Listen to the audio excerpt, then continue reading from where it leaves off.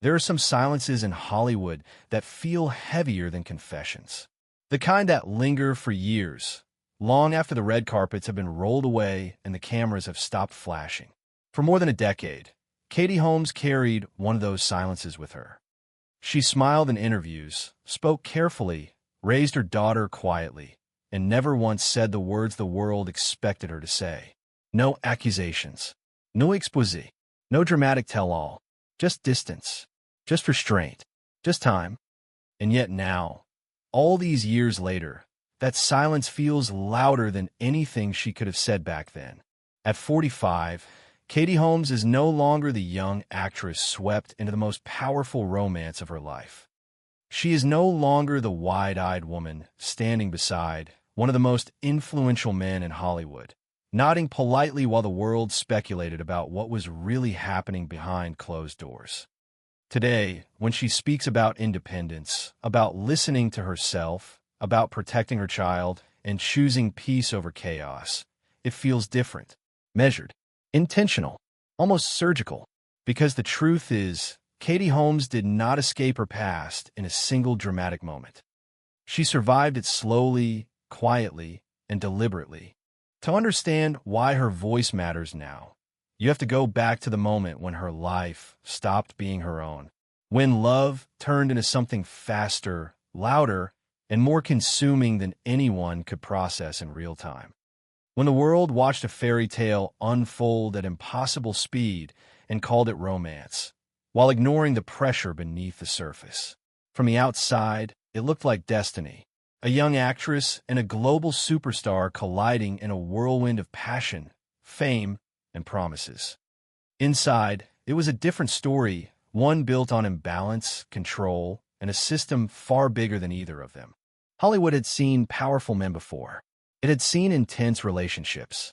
But this one carried a unique weight, not just because of celebrity, but because of belief, loyalty, structure. A world where obedience was framed as love and questioning was framed as betrayal. And in that world, silence was not just encouraged. It was required. For years after the marriage ended, people asked the same questions over and over. Why did she leave so suddenly? Why was the divorce so fast? Why did she never speak badly about him? Why did she disappear from Hollywood for a while? Why did she raise her daughter so far away from the spotlight she once lived in? And most of all, what really happened? The answers never came in the form people expected. There was no explosive interview, no courtroom spectacle, no memoir filled with rage. Instead, there were subtle shifts. A move to New York, a life built around routine instead of premieres, a child growing up without paparazzi chaos, and a woman who seemed calmer with each passing year, as if distance itself had been the victory. That is why this moment feels different. Not because Katie Holmes is suddenly revealing secrets, but because enough time has passed for the patterns to speak for themselves. Enough distance for the fear to fade. Enough strength built in silence to finally let the truth breathe without shouting. When she talks now about autonomy, about trusting her instincts, about learning who she was only after everything fell apart, it reframes the entire story. Not as a failed marriage, but as a controlled environment she escaped with precision. This is not a story about revenge. It is a story about survival. About a woman who understood that the loudest move was not confrontation, but preparation. That freedom sometimes requires patience instead of noise. That protecting a child means sacrificing your own voice until the danger has passed. And that the most powerful statement you can make is living well, quietly, on your own terms. For years, the world wondered what Katie Holmes would say if she ever spoke. What they missed is that she has been speaking all along. Through her choices, through her restraint, through the life she rebuilt piece by piece, far from a system that once surrounded her. Now, as her daughter grows into adulthood and the legal ties of the past finally loosen, her silence no longer feels like fear. It feels like closure. And with that closure comes a question that still unsettles Hollywood. Was this ever a love story at all? Or was it a carefully constructed cage that only looked like a fairy tale from the outside? Long before the world knew her name, Katie Holmes grew up far from Hollywood excess, in a Midwestern household shaped by routine, discipline, and expectation. She was raised in Toledo, Ohio, in a family where structure mattered and ambition was encouraged, but only if it stayed within certain lines. Her father was a lawyer, meticulous and cautious by nature. Her mother grounded, protective, deeply involved. Faith played a role, stability played a role, and from an early age, Katie learned how to behave, how to listen, how to present herself calmly even when she felt uncertain inside. That instinct to stay composed would later become both her shield and her burden. As a teenager, she showed talent quickly. There was something approachable about her, something sincere. She did not arrive in Hollywood with scandal or controversy. She arrived with a smile that felt safe. When Dawson's Creek turned her into America's sweetheart, she became famous in a way that was gentle rather than explosive.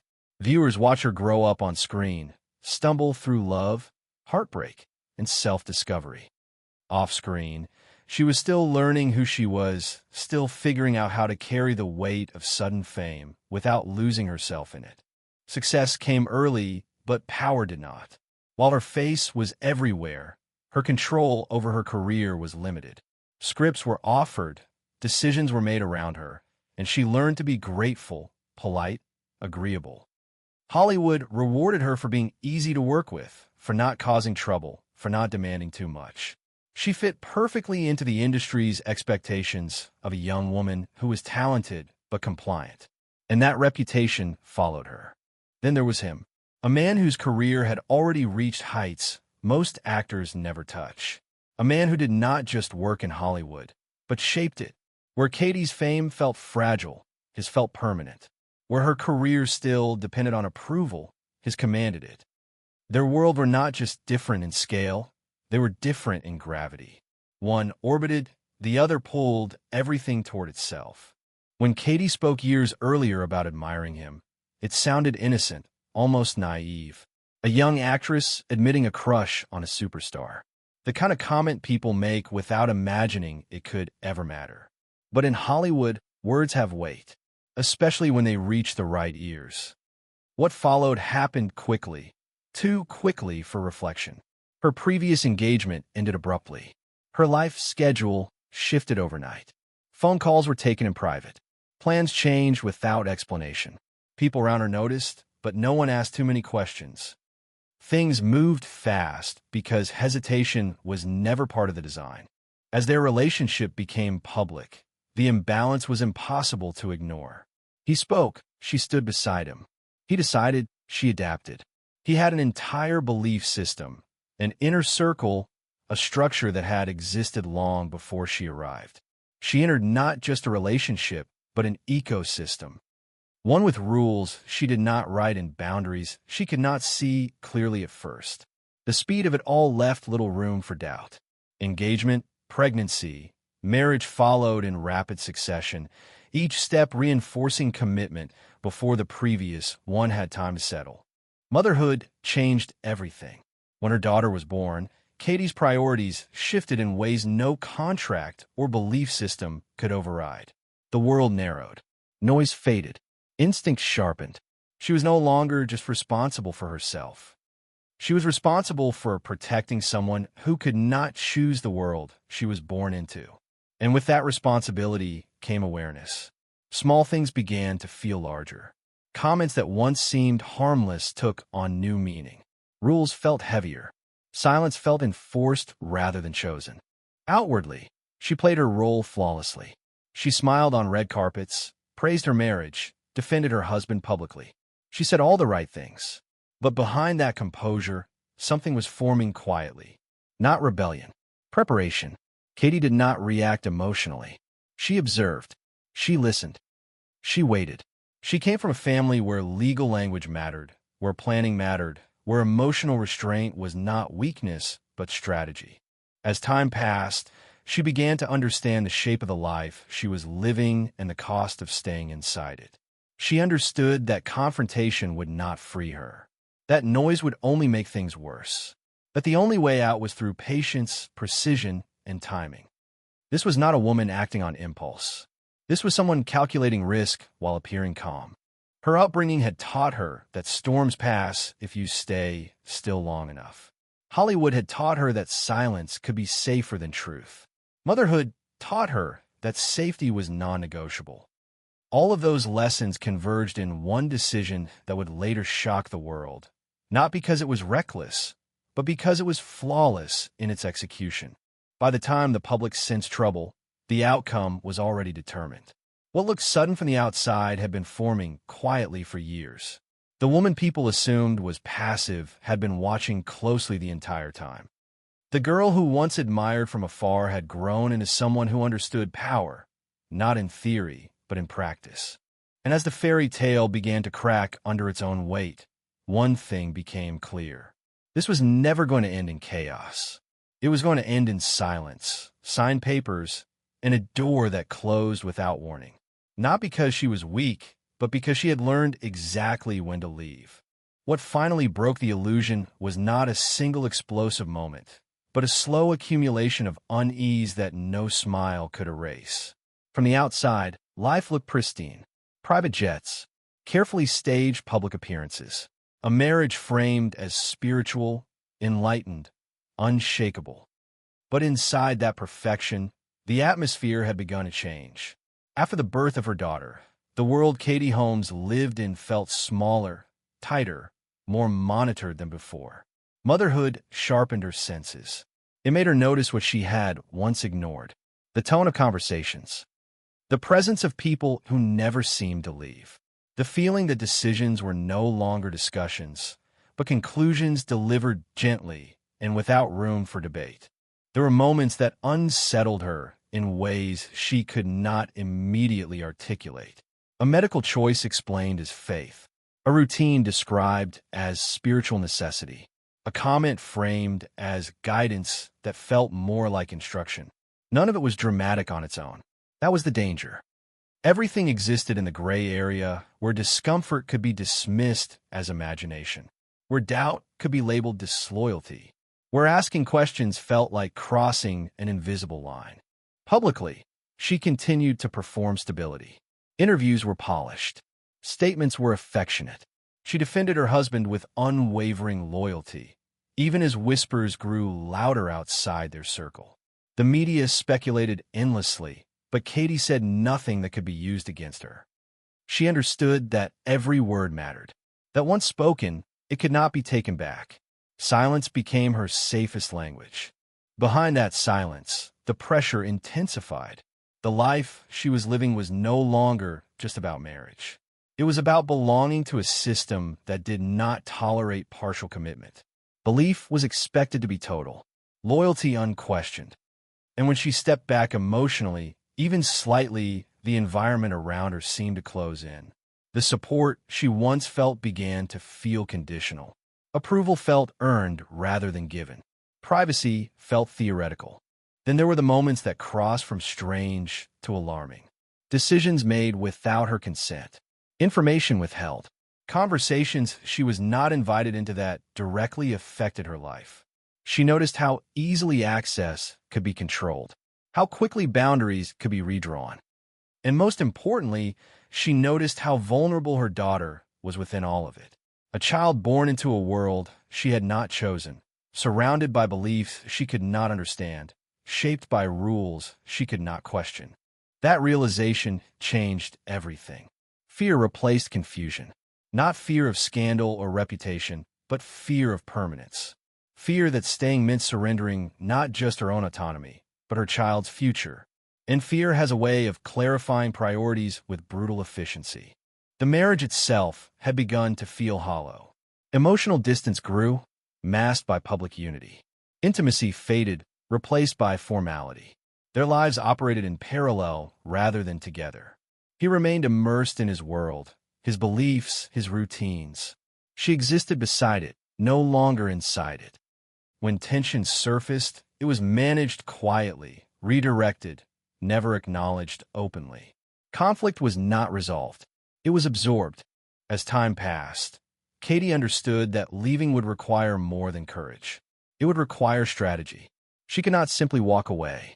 The stakes were too high, the power imbalance too severe. Any misstep could cost her everything that mattered. So she waited. She gathered information. She spoke to people she trusted.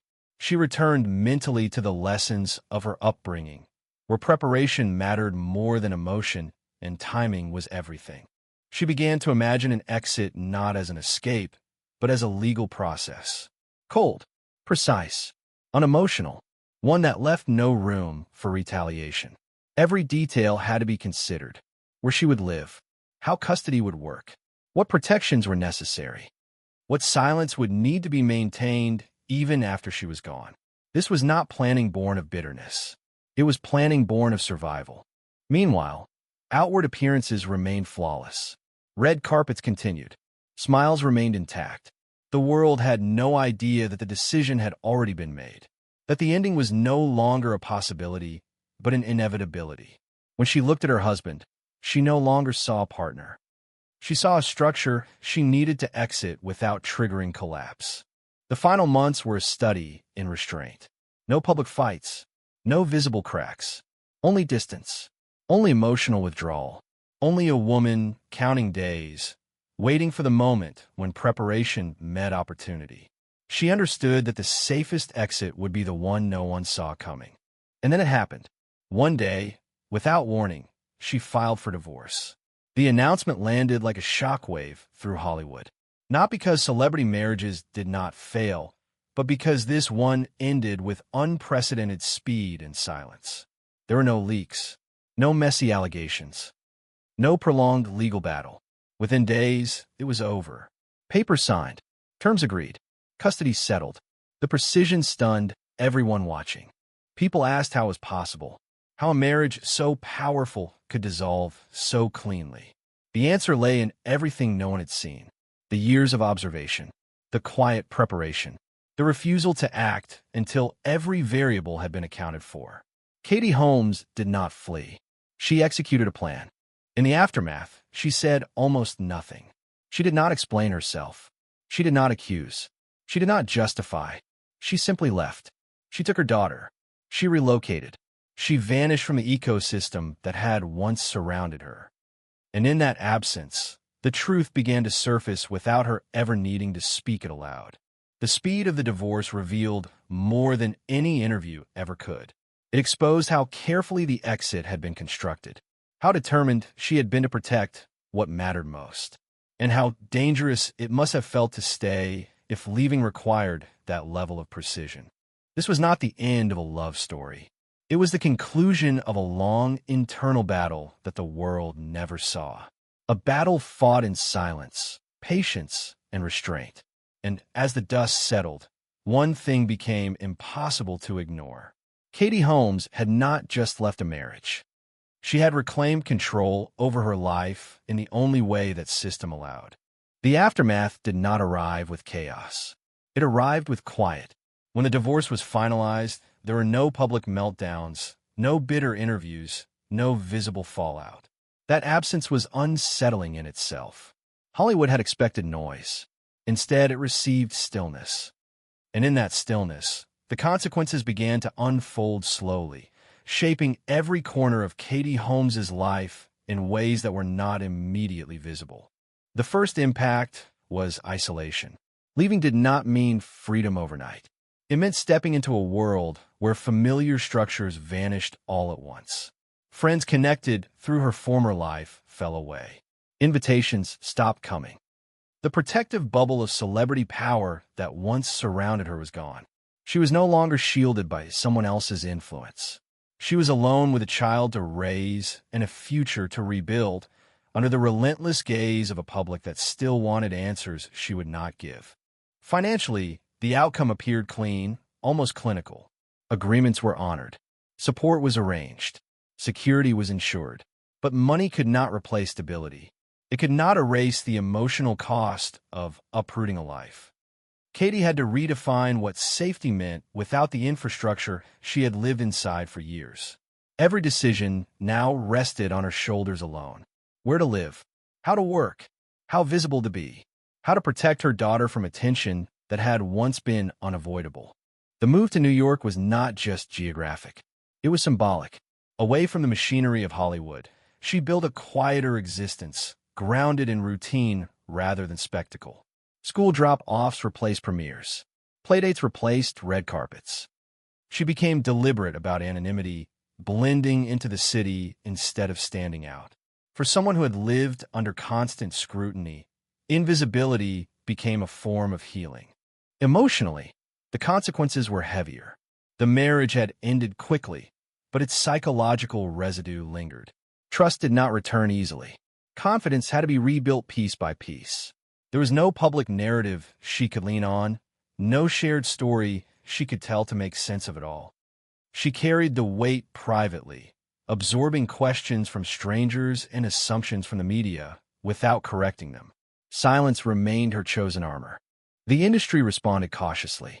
Roles did not disappear, but they changed. She was no longer positioned as a romantic ideal or a tabloid fixture. Work came slower, quieter, often smaller. Yet there was intention in her choices. She selected projects that allowed distance from her past image, roles that did not demand emotional exposure she was not ready to give. Success was no longer measured in box office numbers, but in control, in being able to say no without consequence. Public reaction was divided. Some admired her restraint, seeing strength in the way she protected her child and refused spectacle. Others misread her silence as weakness, assuming there must be something she was hiding. That misunderstanding became part of her burden. In a culture that rewards confession, she chose privacy.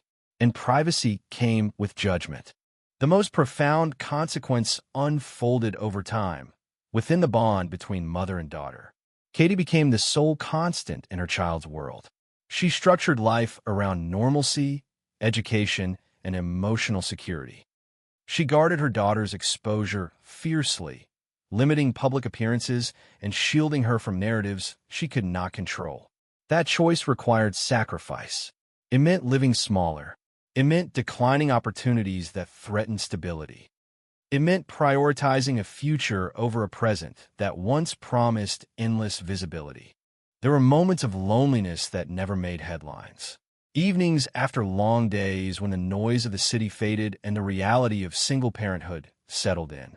Moments of doubt about whether leaving had cost more than it saved. But those moments passed quietly, without witnesses, resolved through persistence rather than reassurance. The wider consequences reached beyond her own life. The divorce altered how Hollywood viewed power relationships. It introduced a rare example of a woman exiting an unequal marriage without collapse or public humiliation. It challenged the assumption that silence equaled defeat.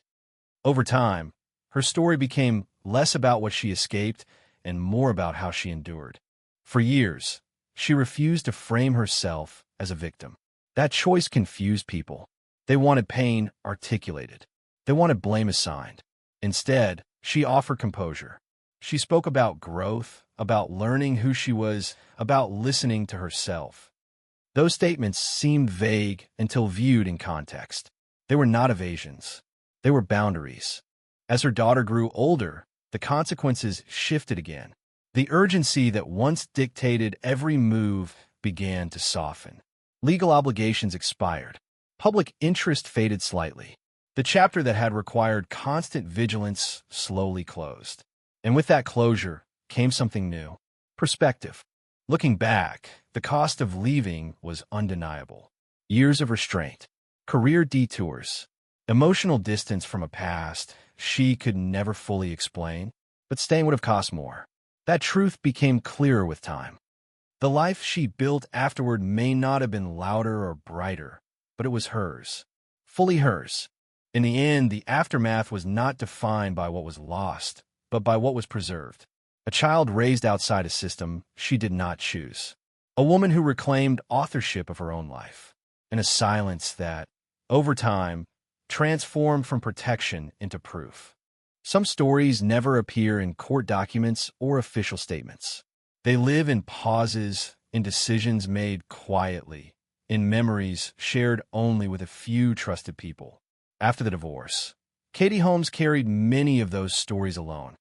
They were not dramatic enough for headlines, yet heavy enough to shape every day that followed. The world saw a woman who moved on, What it did not see was the careful recalibration happening behind closed doors. There were habits she had to unlearn. The instinct to check before speaking. The reflex to soften opinions before expressing them. Years of living within strict emotional boundaries had trained her to minimize herself without noticing. Freedom did not arrive as relief at first. It arrived as uncertainty. Without rules imposed from the outside, she had to rediscover her own internal compass. That process was slow and often uncomfortable. Friends noticed small changes long before the public did. She asked questions she never used to ask. She hesitated before agreeing to things she once would have accepted automatically. She protected her time fiercely, especially when it came to her daughter. Invitations were declined without explanation. Opportunities were weighed not for prestige, but for disruption. The metric had changed. There were nights when sleep came late, moments when old fears resurfaced unexpectedly. A knock at the door, a phone ringing at the wrong hour. Even after the legal separation, the psychological imprint lingered. Leaving a controlled environment does not immediately erase the sense of being watched. It takes time for the nervous system to believe it is safe. Motherhood remained the anchor. Every choice filtered through one question. Does this protect my child? That question guided everything from where they lived to how visible their lives became. Katie cultivated normalcy with intention. School routines, share meals, quiet weekends. The absence of spectacle was not accidental. It was engineered. Occasionally, fragments of the past surfaced through other voices. Former insiders spoke out. Observers connected dots that had once seemed isolated. Each revelation validated feelings Katie had never publicly named. But she did not engage. She did not confirm or deny. Silence remained her policy, not out of fear, but out of control. She understood that her story belonged to her and her daughter first, not to the public. Romantic life returned cautiously. Trust was rebuilt slowly, deliberately. She chose privacy over validation, depth over display. Relationships were kept out of sight, not because she was hiding, but because she was protecting something fragile and newly forming. Love, for her, no longer needed witnesses. The most telling stories emerged in quiet reflections she shared years later. She spoke about learning to listen to herself for the first time, about realizing how much she had deferred to others, about understanding that independence was not rebellion, but responsibility. Those words carried weight because of what they did not include. No names, no accusations, just clarity earned through experience. Her career choices echoed that clarity.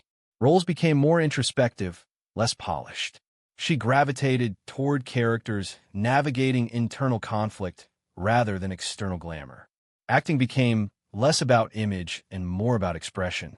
It was not a comeback. It was a recalibration. People who worked with her noticed a steadiness that had not been there before. She was present, decisive, comfortable saying no, comfortable leaving. The eagerness to please had faded, replaced by discernment. That shift did not make headlines, but it defined her evolution more than any interview could. There were moments when she considered telling everything, when the temptation to explain herself felt strong. But each time, she returned to the same conclusion. Speaking would not add peace. It would only reopen doors she had worked too hard to close. The past did not need narration. It needed distance. As her daughter grew older, conversations deepened. Questions emerged naturally, answered honestly but gently. Katie allowed curiosity without fear. She did not shield her child from truth, only from chaos. That balance required strength few appreciated from the outside. Over time, the quiet stories accumulated into something larger. A portrait of resilience built not on confrontation, but on consistency. On choosing the long path instead of the loud one. On trusting that survival does not always announce itself. These unseen chapters mattered because they revealed the cost of silence and its reward. Silence demanded restraint, patience, and loneliness. But it also preserved autonomy, dignity, and safety. Katie Holmes did not rewrite her story through words. She rewrote it through the life she chose to live afterward. And in those quiet years, away from spectacle, something remarkable happened. The fear loosened its grip. The vigilance softened. The need to look over her shoulder faded. What remained was not bitterness or regret, but a grounded sense of self she had never fully known before. These were the stories no one saw, the ones that did not trend or circulate, the ones that mattered most. With distance comes perspective, and with perspective comes a quieter kind of truth. Years after the collapse of a marriage that once dominated headlines, Katie Holmes began to see her life not as a series of losses, but as a long process of reclaiming authorship. The pain did not disappear, but it softened into understanding. The fear did not vanish, but it transformed into awareness. What remained was not the woman she had been before, nor the one she was forced to become, but someone entirely new. Legacy is often misunderstood in Hollywood. It is measured in box office numbers, iconic roles, or cultural dominance. But for Katie, legacy became something far more intimate. It lived in the ordinary moments she fought to preserve. A childhood free from surveillance. A home where questions were allowed. A life where belief was chosen, not imposed. These were not achievements that earned applause, yet they carried more weight than any award. She began to speak differently about success. In rare interviews, her words reflected gratitude rather than ambition. She talked about stability, about trust, about learning who she was later in life than expected. Those statements were subtle, but they carried the imprint of experience. They suggested a woman who had lived inside someone else's framework long enough to understand its limits. The contrast between her public image and her internal journey became striking. To many, she appeared calm, even unremarkable. But calm was the result, not the condition. It had been earned through endurance, through restraint, through choosing not to retaliate when provoked, not to explain when misunderstood. That choice shaped how her story would be remembered. Her legacy is inseparable from motherhood. Raising her daughter outside the gravitational pull of fame and ideology was not an accident. It was a deliberate act of resistance. By prioritizing emotional literacy over obedience, curiosity over conformity, she offered something she herself had lacked during her most vulnerable years. The cycle ended quietly. Over time, her journey began to resonate with others who recognized themselves in fragments of her story. Women who had navigated unequal relationships, individuals who had escaped systems that demanded silence, parents who understood the cost of choosing safety over comfort. Katie never positioned herself as a spokesperson for any of them, yet her life became a reference point all the same. What makes her story endure is not scandal, but restraint. In an era obsessed with confession, she proved that dignity could coexist with truth, that survival did not require spectacle, that sometimes the most radical act is refusing to explain yourself to those who never had your best interests at heart. As years passed, the shadow of her past loosened. The urgency faded. The narrative no longer defined her daily choices. She worked when she wanted to. She loved quietly. She lived without needing to be seen. That evolution was not dramatic, but it was complete. Her story challenges a familiar Hollywood myth. The idea that escape must be loud. That justice requires exposure. That healing demands public validation. Katie Holmes followed none of those rules. She healed in private. She validated herself. She escaped by understanding the system well enough to exit it cleanly. This is the legacy she leaves behind. Not of victimhood, but of precision. Not of bitterness, but of clarity. Not of silence as weakness, but silence as sovereignty. In the end, her life stands as a reminder that power does not always announce itself. Sometimes it walks away calmly, closes the door, and builds something better on the other side. And years later, when the noise has faded, that quiet strength becomes impossible to ignore. In the end, the story does not close with confrontation or confession. It closes with distance, with time, with a life that no longer needs to explain itself. Katie Holmes never stepped forward to claim victory. Yet the shape of her life quietly answers every question the public once asked. Not through words, but through outcomes. Years after the marriage ended, the image of that once unstoppable Hollywood couple feels almost unreal, like a scene from another era. The noise has faded. The speculation has slowed. What remains is contrast. A woman living deliberately out of the spotlight, and a past that grows quieter with each passing year. The absence itself tells the story. Katie's choice to remain restrained until the very end was not about forgiveness or fear. It was about finality. Speaking would have kept the door open. Silence allowed it to close completely.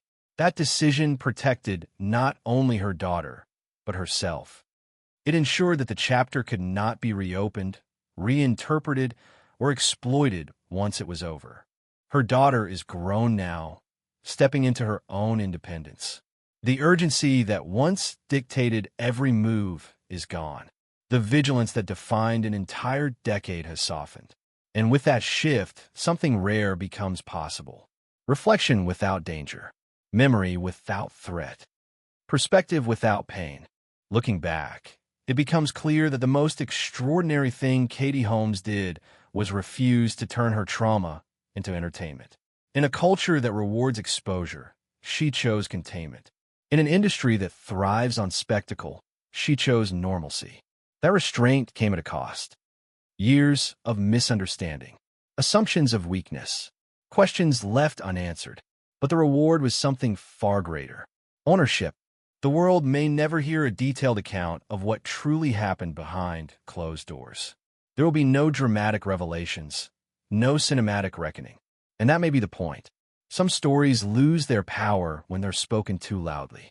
Some truths are meant to be lived, not narrated. Katie's journey offers a different ending than audiences are used to. There is no villain declared, no hero crowned, just a woman who recognized when staying would cost more than leaving, and who had the discipline to wait until leaving could be done safely. That is not a fairy tale ending. It is a real one. Her life now reflects the freedom she once risked everything to secure. A measured career, private relationships, a home built on choice rather than obligation. She does not need to rewrite history because she no longer lives inside it. The past exists where it belongs, behind her. What makes this story linger is not what was lost, but what was preserved. A child raised outside a system she did not choose. A woman who reclaimed her voice by deciding when not to use it. A future that was protected long before it could be fully imagined. In many ways, this is not just a Hollywood story. It is a human one, about the cost of power imbalances, about the strength required to leave quietly, about the courage it takes to trust your instincts when no one else can see what you see. Katie Holmes did not ask to be an example, yet her life became one all the same. As the years continue to pass, her silence no longer feels like a question waiting to be answered. It feels like an answer in itself. One that says survival does not always look dramatic. Healing does not always speak. And freedom does not always announce its arrival.